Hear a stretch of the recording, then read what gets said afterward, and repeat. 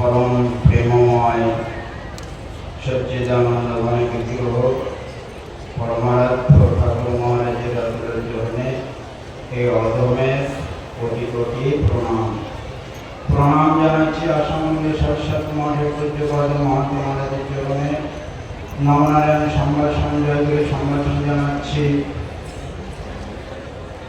জ্যোতির্বৃন্দ সাধু সন্ত মহাত্মাদের, মাননীয় ট্রাস্টিবৃন্দ, তত্ত্বাবধায়ক সমিতির সভাপতি মহোদয় এবং সরস্বতী সম্প্রদায়ের কর্মকর্তাবৃন্দ, শিষ্য ভক্তবৃন্দ, সমাগত সর্বজন জানতে এসেছেন, সবাইকে জয়গুরু সম্ভাষণ আন্তরিক প্রীতি শুভেচ্ছা জানাচ্ছি। আজ আমাদের সম্মেলনের প্রথম দিন, অন্তরঙ্গ সভার দ্বিতীয় অধিবেশন। ঠাকুর মহারাজ আমাদের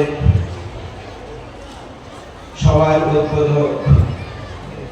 ভগবান শ্রীকৃষ্ণ কুরুক্ষেত্রের যুদ্ধের অবতারণা করেছিলেন, এই জগৎবাসীকে উদ্বুদ্ধ করেছিলেন, গীতা গ্রন্থ সৃষ্টি করে দিয়েছেন। আর আমাদের ঠাকুর মহারাজ আমাদের সবাইকে উদ্বুদ্ধ করছেন। তার প্রধান অবলম্বন হচ্ছে অবদান হচ্ছে এই সার্বভৌম ভক্ত সম্মেলনী।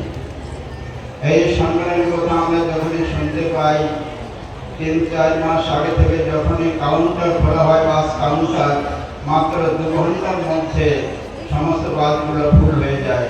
3 ঘন্টা পরে গেলে আর কেউ বাসের টিকিট পায় না। আমাদের দেহমান প্রাণ এমনভাবে উদ্বোধিত হয় এই সম্মেলনের কথা শুনলে, এই কলিযুগে এর থেকে বড় অবদান আর কিছুই থাকতে পারে না। এই পরশুষ্মা আশ্রমে আমরা এখানে আসছি, এটা ঠাকুর মহারাজ নিজেই এই আশ্রম প্রতিষ্ঠা করেছিলেন। জগৎগুরুর আশ্রম নিজেই থেকে প্রতিষ্ঠা করেছিলেন। এই পরশুষ্মা আশ্রমের কথা সামান্য একটু বলছি। 1329 সনে ঠাকুর মহারাজের সঙ্গে যোগাযোগ করেন চৌধুরী পরিবার এবং আমাদের চিন্তামণি পালের পুত্র চন্ডী চৈতন্য, যিনি পরবর্তীতে চিন্ময়ানন্দ সরস্বতী মহারাজ। এনাদের অবদানের শেষ নেই এই আশ্রমের পিছনে। বাংলা 1330 সনে ঠাকুর মহারাজকে যোগাযোগ করে এখানে নিয়ে আসছিলেন। নিয়ে এসে এই জায়গায় যে আশ্রম আছে, এই জায়গা দেখাইয়াছিলেন। ঠাকুর মহারাজ বিভাগীয় আশ্রমের অনুমোদন দিয়েছিলেন, নিজে হাতে নকশা তৈরি করে দিয়েছিলেন। সেই নকশা মতো মন্দির হয়েছিল, এই পরশুষ্মা মন্দির হয়েছিল ঠাকুরের দেখানো নকশা মতে। এবং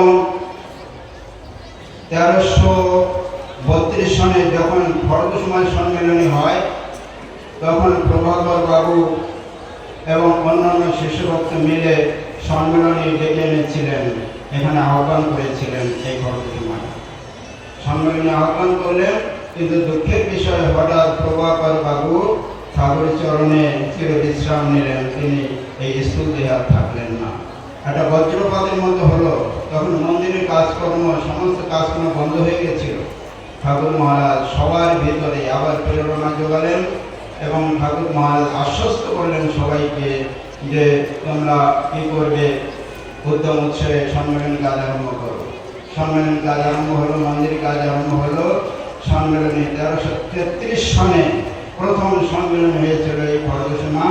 সেই সম্মেলনীতে 11ই পৌষ ঠাকুর মহারাজ 10ই পৌষ উপস্থিত হলেন। 11ই পৌষ জগৎগুরুর আসন প্রতিষ্ঠা করেছিলেন এই পরশুষ্মায়। সেই সম্মেলনীতে 5000 শিষ্য ভক্তের সমাগম হয়েছিল। 5000। সেই 5000 শিষ্য ভক্ত দেখে ঠাকুর মহারাজের এত আনন্দ হয়েছিল, যেন স্বর্গীয় মর্তের যত আনন্দ আছে ঠাকুরের মধ্যে প্রবেশ করেছিল 5000 শিষ্য ভক্ত দেখে। তার কারণ তার পূর্বে যে সমস্ত সম্মেলনগুলো হয়েছিল, মাত্র 250, 300, 400 এরকম শিষ্য ভক্তের সমাগম হতো। সেখানে যদি 5000 শিষ্য ভক্তের সমাগম হয়, তাহলে কেমন হয়? এই পরশুষ্মা ঠাকুর মহারাজের আনন্দ দেখে থেকে সেই স্বর্গীয় দৃশ্য যাঁরা দেখেছিলেন, যাঁরা সেই সময় স্কুলে ছিলেন, তারা পরম ভাগ্যবান যে আমরা তো সেই সময় দেখতে পারলাম না। আর যদি ঠাকুর স্কুলে এখানে থাকতেন বর্তমান, তাহলে কেমন হতো? ৫,০০০ শিষ্য ভক্ত দেখে এত আনন্দ, আজ কত আনন্দ পেতেন তিনি। আমরা তো চাই, ভিতরেও পেতে চাই ঠাকুরকে, বাইরেও পেতে চাই। ভক্তের তো এমনই ভাব থাকে। যাই হোক, ঠাকুর মহারাজ আছেন, আপনারা সবাই জানেন যে ঠাকুর মহারাজ উপস্থিত আছেন, দেখছেন, তিনি অনেক আনন্দ পাচ্ছেন এবং সেই আনন্দের যে একটা স্ফুরণ আমাদের মধ্যে সবাই জ্বলে উঠছে। তিনি প্রেরণা যোগাচ্ছেন যে দেখো, জগতে এমন একটা কিছু তিনি করলেন যে এর তুলনা আর দ্বিতীয় কিছুই হয় না। এই বিবেক আশ্রম প্রতিষ্ঠা করে ঠাকুর মহারাজ শিষ্য ভক্তদের বলেছিলেন যে তোমাদের আমি যা যা নির্দেশ দিচ্ছি, সেই পথে তোমাদের চলতে হবে। কি নির্দেশ? তখন তিনি বলে দিলেন এই পর্বসীমা থেকে যে তোমাদের সঙ্গ শক্তির প্রতিষ্ঠা করতে হবে, আত্মগঠন করতে হবে, আদর্শ গৃহস্থ আশ্রম প্রতিষ্ঠা করতে হবে, জীব সেবা করতে হবে। এই কথাগুলো পরিষ্কারভাবে ঠাকুর মহারাজ বলেছিলেন। সঙ্গ শক্তির প্রতিষ্ঠা, প্রথমে বলেছেন সঙ্গ শক্তির প্রতিষ্ঠা। আর অন্তরঙ্গ সভা, অন্তরঙ্গ সভা অর্থ কি? পরস্পরের মধ্যে মিলন, মহামিলন, বিরোধ থাকবে না। বিরোধ থাকলে আর অন্তরঙ্গ হলো না। তো সঙ্গ শক্তি প্রতিষ্ঠার কথাই প্রথম ঠাকুর মহারাজ বলেছিলেন। সঙ্গ শক্তি, সেটা বিরোধের একান্ত পরিহার, প্রাণের মিলন। তা নাহলে তো সঙ্গ শক্তি হবে না। সবাই মনে যদি আমরা এক প্রাণ এক মন হতে পারি, বিরোধ যদি না থাকে, সেখানেই হবে সঙ্গ। এবং আমাদের সেই আদর্শ গ্রহণ করতে হবে, ঠাকুর সেই দেখানো পথ আমাদের মেনে নিতে হবে। গৃহস্থ আশ্রম মানে আদর্শ গৃহস্থ জীবন গঠন সম্বন্ধে ঠাকুর এই ব্রত নিয়েই গুরুগিরি ভাগ নিয়েছিলেন। আদর্শ গৃহস্থ জীবন গঠন, এই ব্রত নিয়ে ঠাকুর গুরুগিরি ভাগ গ্রহণ করেছিলেন। সে কখন কোন সময় সে কথা একটু বলছি। ঠাকুর মহারাজ সাধনায় সিদ্ধি লাভ করার পরে যোগীগুরুর নির্দেশ ক্রমে গারোহিলে গিয়ে সেই সুমেরু দাসের সাধন গুহার উপরে উনি একটা ছোট্ট কুঠির নির্মাণ করে জগজ্জননী মায়ের সঙ্গে অনেক লীলা করেছিলেন। আপনারা সব অনেকে জানেন, নতুন যারা তারা হয়তো জানে না। সেই জগজ্জননী মায়ের সঙ্গে সেই গারোহিলে যে লীলা বিলাস করেছিলেন এবং গুরুগিরির যে উনি নিবেন, গুরু হবেন, জগজ্জননীর মায়ের সঙ্গে সেই প্রতিশ্রুতি হয়েছিল ওই গারোহিলে।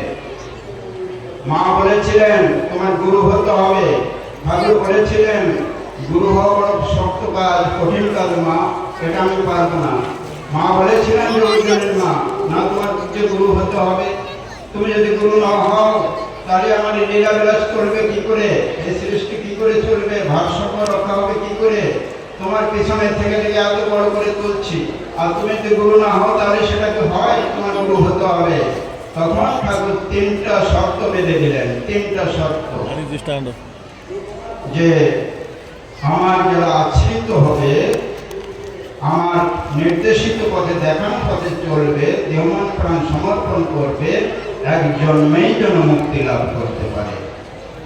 দ্বিতীয় কি, যারা তেমন পারবে না, সাধারণ শ্রেণীর থাকবে, অত নিয়মকানুন পালন করতে পারবে না, তাদেরও যেন 2 জন্মের বেশি সময় না লাগে। আর যারা আমার আশ্রিত হয়ে আমার বৃদ্ধাশ্রম করবে, তাদেরও 3 জন্মের বেশি যেন সময় না লাগে। মা, তুমি যদি এই 3টা শর্তে তুমি প্রতিজ্ঞাবদ্ধ হও, তবে আমি গুরুগিরি ভাগ গ্রহণ করব। জগজ্জননী মা সঙ্গে সঙ্গে তথাস্তু, সঙ্গে সঙ্গে বললেন তথাস্তু, তাই হবে। তোমার সন্তানের দ্বারা তাই হবে।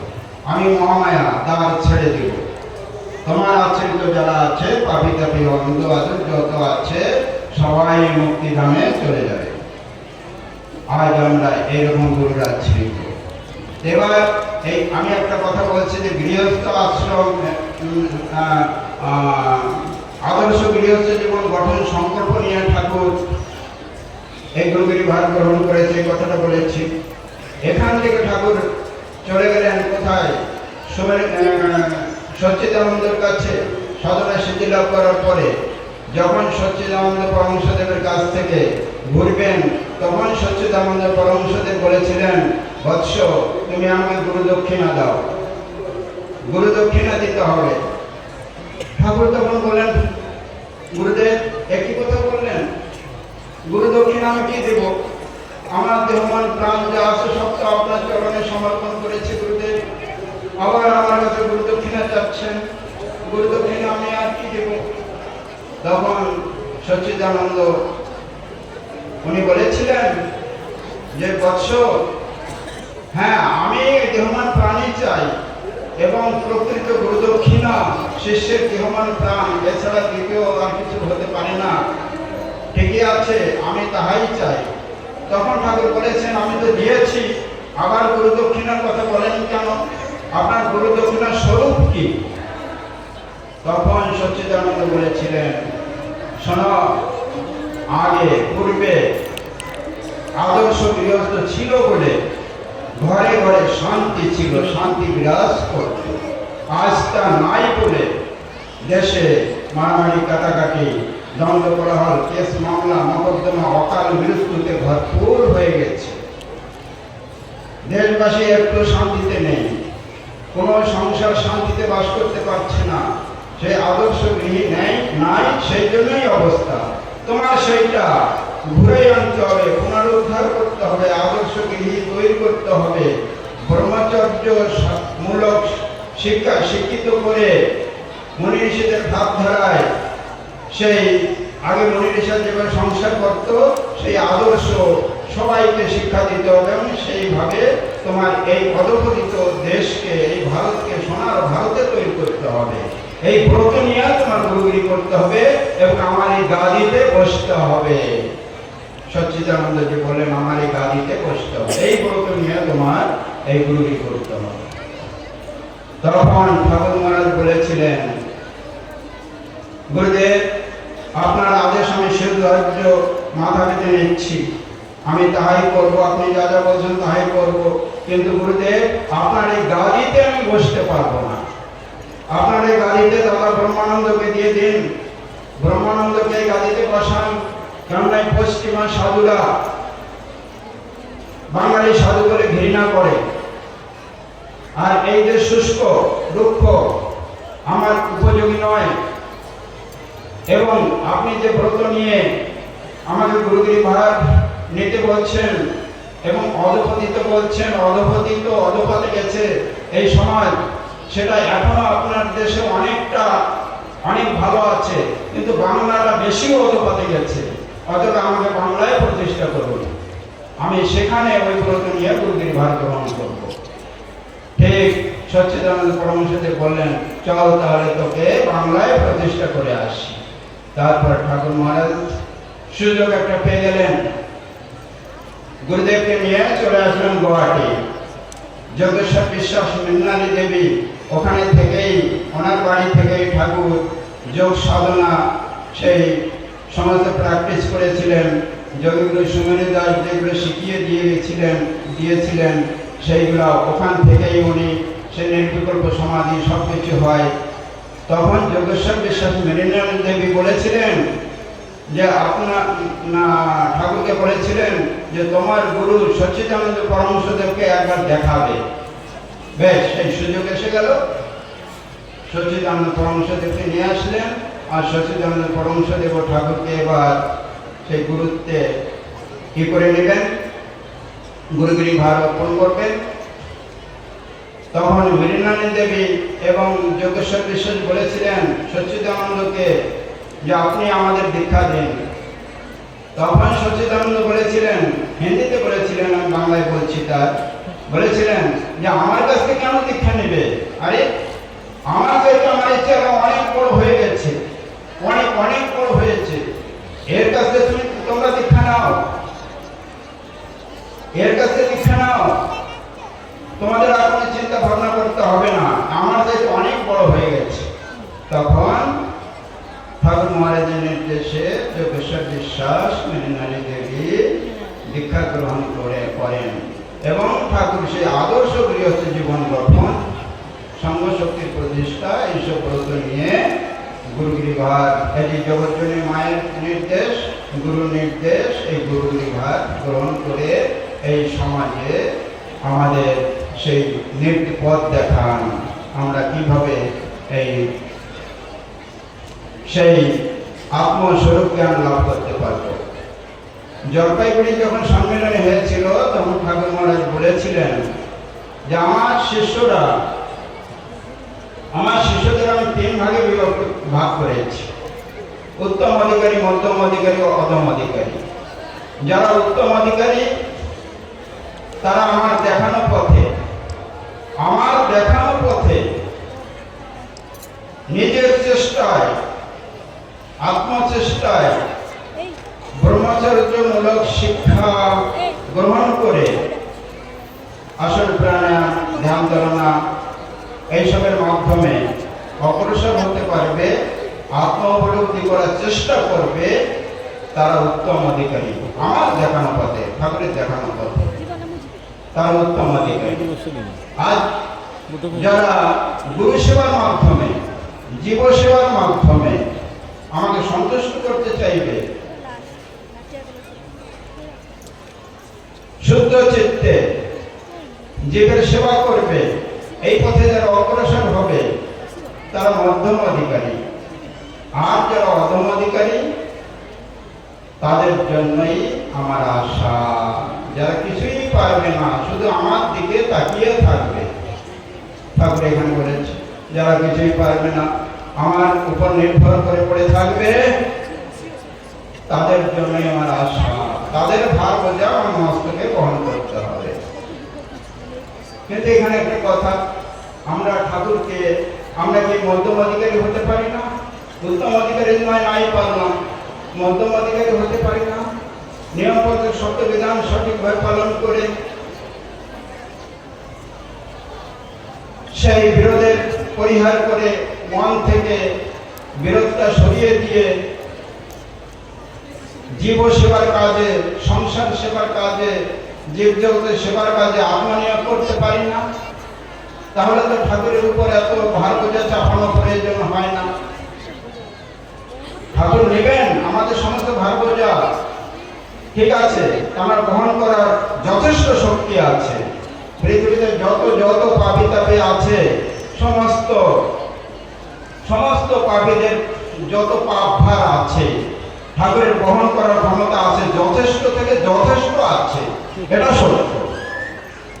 কিন্তু আমরা ঠাকুরের উপর আমার নিজের সেই কর্ম রাশি, অপকর্ম রাশি সেই ঠাকুরের ঘাড়ে চাপাবো, এটা কি সঠিক? যেমন একদিন নারদ মুনিকে ডেকেছে ভগবান শ্রীকৃষ্ণ, বলছে নারদ শোনো একটা কথা, দেখো আমার শিরোপীড়ায় আমি বড় কষ্ট পাচ্ছি, মাথার যন্ত্রণায় কষ্ট পাচ্ছি, হয়তো আমার প্রাণ যায় যায় অবস্থা, তুমি একটা কাজ করো নারদ। তখন নারদ মুনি বলছে প্রভু আপনার এত কষ্ট কিসের নিবারণ হবে? তখন বলছে শোনো, যদি কোনো ভক্ত তার পায়ের ধুলি আমাকে দেয়, সেই ভক্তের পদধূলি যদি আমি আমার মস্তকে ধারণ করতে পারি, তবে আমার এই শিরোপীড়া নিবারণ হতে পারে। নারদ তুমি একটু চেষ্টা করে দেখো, যেমন নারদ দেখো কোনো ভক্ত একটু পদধূলি দেয় কি না। নারদ মুনি ছুটলেন চতুর্দিকে, যার কাছেই বলছে সবাই বলছে ওই সর্বনাশ, তাহলে আমাদের তো নরকগামী হতে হবে, আমাদের পদধূলি ভগবানের মস্তকে দিব, এও কি সম্ভব? এও কি হয়? এটা হতে পারে না, আমরা নরকগামী হয়ে যাব। বিচার বুদ্ধি এসে গেল ভক্তদের মধ্যে, কেউ একটু পদধূলি দিল না, কেউ দেয়নি, ঘুরে আসলো শূন্য হাতে। কি নারদ, আনতে পারো নাই? আমার যে ব্যথা বেদনা, আমি ছটফট করছি, আর যে বেঁচে থাকতে পারছি না, তুমি পারলে না? না, কেউ তো দিল না প্রভু, সবাই সেই নরকগামী হওয়ার ভয়ে কেউ দিল না। তবে তুমি কি সেই ব্রজধামে বৃন্দাবনে গিয়েছিলে? না, ওখানে তো যাইনি। আরে একটু গিয়ে দেখো না। কেন প্রভু, সেখানে কি তোমার ভক্ত আছে? আর একটু গিয়ে দেখো, একটু আর একটু চেষ্টা করে দেখো। হ্যাঁ, বৃন্দাবনে যখন গেলেন, ব্রজবালারা আছে, গোপীরা আছে, তাদের কাছে বললেন প্রভুর বড় সংকট অবস্থা, খুব যন্ত্রণা, ছটফট করছে, শিরোপীড়া। কিনারো, কি কথা শোনালে? ছি ছি ছি, এ কথা আমাদের শোনায় না, আমরা প্রাণে বাঁচবো না, আমাদের প্রভুর এত কষ্ট, কেন এই কথা তুমি শোনালে? কি হয়েছে? কিসে তার নিবারণ হবে? না, যদি কোনো ভক্তের পায়ের ধুলো দেয়, তবে প্রভুর এই শিরোপীড়া নিবারণ হয়। তখন বলছে সব তাই নাকি? নাও নাও, কত পদধূলি লাগে। সবাই পা বিছিয়ে দিল, সবার পায়ের ধুলা অনেক দিয়ে দিল নারদমণিকে। নারদমণি, তুমি শীঘ্র চলে যাও, ক্ষণকাল বিলম্ব করো না, আমার প্রভুর এত কষ্ট, আমরা কিন্তু প্রাণে আর বেঁচে থাকবো না, শীঘ্র যাও। এই অনেক পদধূলি নিয়ে প্রভুর সম্মুখে উপস্থিত হলেন। প্রভু ভক্তের পদধূলি মস্তকে ধারণ করলেন, প্রভু ভক্তের পদধূলি মস্তকে ধারণ করলেন, শিরোপীড়া নিবারণ হয়ে গেল। নারদমণিকে বলল, নারদমণি, শান্তি পেলাম। তো নারদ, তুমিও তো ভক্ত, তুমি তো তোমার পদধূলি দিতে পারতে। আরে এত সময় আমার কষ্ট পেতে হতো না, তুমি কেন দিলে না? তুমি কি ভক্ত নয়? দিন রাত আমার নাম ছাড়া তো তুমি থাকো না। নারদমণি সংকুচিত হয়ে হলো, খুব লজ্জা পেল। আমি কথাটা বললাম কেন? ব্রজের গোপকবিদের যে ভাবটা, সেই ভাবটাকে আমরা গ্রহণ করতে পারি না? একটু চেষ্টা কি করতে পারি না?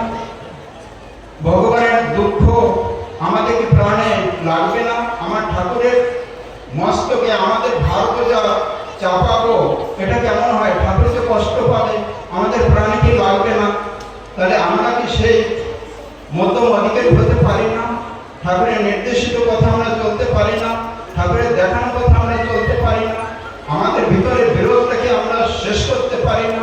এই অন্তরঙ্গ সভায় হিংসা নিন্দাকে পরিত্যাগ করতে পারি না? সবই তো পারি, সবই তো আমাদের মধ্যে। আমি একজন আশ্রমের অধ্যক্ষ, আচ্ছা আমার কি করতে হবে? আমার নিরপেক্ষ থাকতে হবে, নিরপেক্ষ, কোনো পক্ষ আমার থাকবে না। আপনি একটা সংসারের মালিক, আপনি নিরপেক্ষ থাকবেন, আপনার কোনো পক্ষ থাকবে না।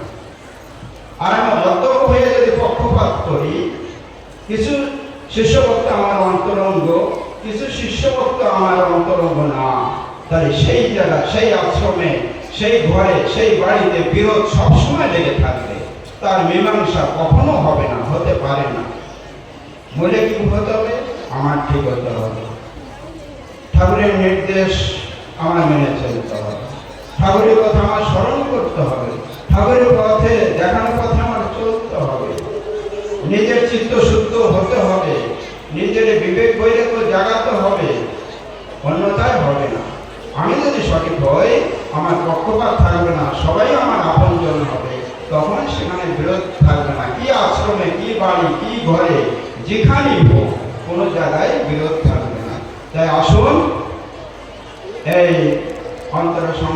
অন্তরঙ্গ সভার প্রথম অধিবেশনে আমরা সবাই একটা ঠাকুরের কাছে সংকল্পবদ্ধ হই যে না ঠাকুর, তোমার দেখানো পথে চলব, আমাদের কর্তব্যের বোঝা তোমার মস্তকে আমরা দিব না, গুরু ভাই গুরু বোন পাড়া প্রতিবাসী আমি মিলেমিশে থাকবো, আত্মকলাহর ভুলে যাব, দ্বন্দ্বকলাহর ভুলে যাব, এক প্রাণ এক মন হয়ে আমরা তোমার সেবা করব এবং তোমাকে সন্তুষ্ট করার চেষ্টা করব।